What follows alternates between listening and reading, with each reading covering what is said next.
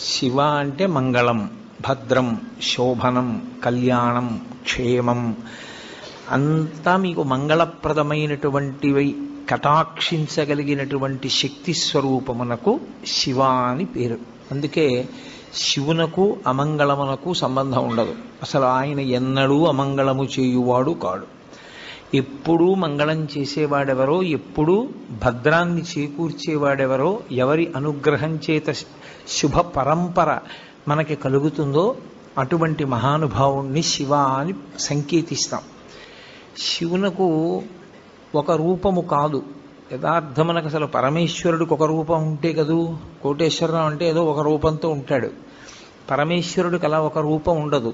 ఆయన చేసినటువంటి చేష్టితముల వలన భక్తులను అనుగ్రహించాలనేటటువంటి ఆయన యొక్క కారుణ్య తీవ్రత వలన ఆయన అనేక రూపములను ధరిస్తారు.